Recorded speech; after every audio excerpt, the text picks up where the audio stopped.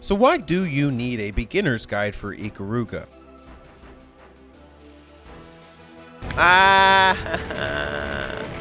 That's why. This game can be incredibly complex for a newcomer. But once you get these systems down, it is easily one of the most rewarding and fun spaceship shooters you can play.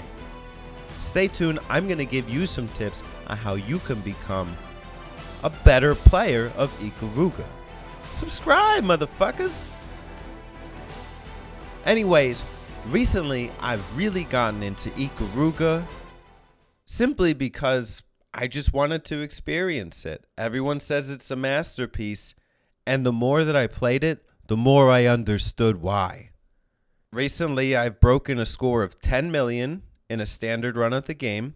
I've cleared the game with 3 credits, and I've also made it to the top of the weekly leaderboards.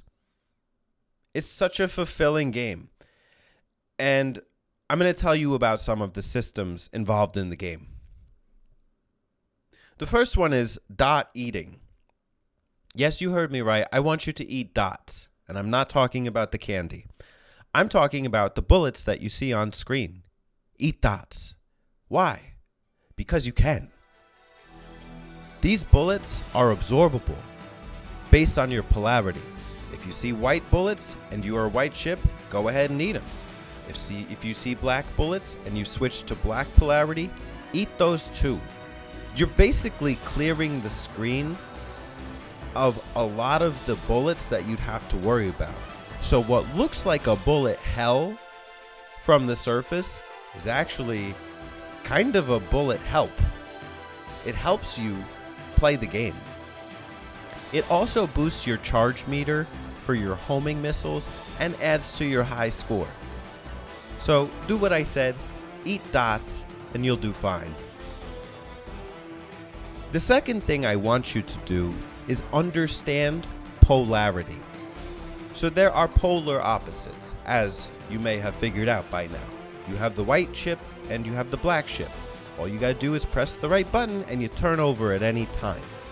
So yes, it helps you to eat dots based on switching the polarity, but it also does double damage to enemies of the opposite polarity. That is super useful for boss battles, and also for some of the common enemies with a higher health bar. But you aren't always going to want to do double damage, because you may want to be absorbing their incoming firepower, so you can boost up your charging laser, or so you can build more of that defensive buffer for yourself. Understand the polarity so you know what to do with it. If you don't, you're going to really struggle getting past stage 3. But if you do, you'll be clearing stage 3 no problem. Now I'd like to transition into more of a angle on the score multiplier.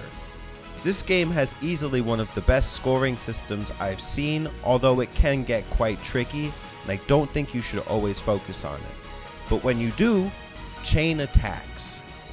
Chain attacks of 3 with enemies of the same polarity. So destroy 3 white enemies and you get a chain of 1. Add another 3 to the mix, the chain goes up. You can also mix it with a chain of 3 enemies of the black polarity. Black, white, it's fine. Just don't interrupt the current chain that you have. So if you shot 2 white enemies, don't throw a black enemy in that mix, and vice versa, because it will break your chain. Why does score matter? For one, you get extra lives based on the settings that you put in. So for me, I make the setting every 2 million lives, you get an extra life. And while that may seem like a daunting number, if you're playing at my level, you're easily getting at least 1 million points per stage. And every life counts, especially if you're trying to do a low credit run, like me. In spite of everything I just told you, my next tip for you is not to worry about the score too much, because it can be very difficult. Treasure designed this game so that building a high chain is not predictable.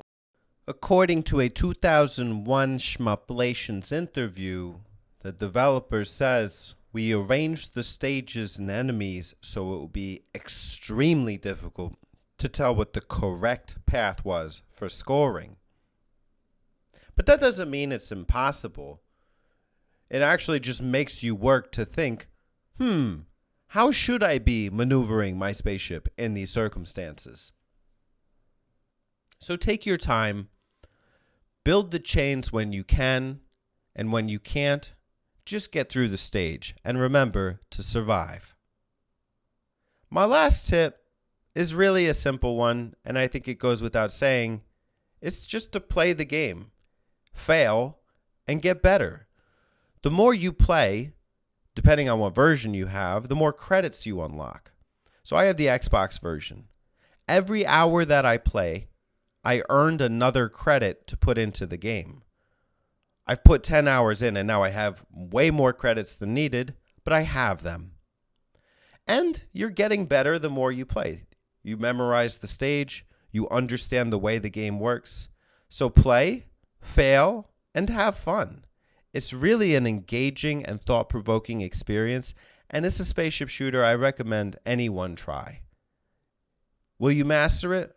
Maybe not, but at least you can begin to understand how to shoot Ikaruga style.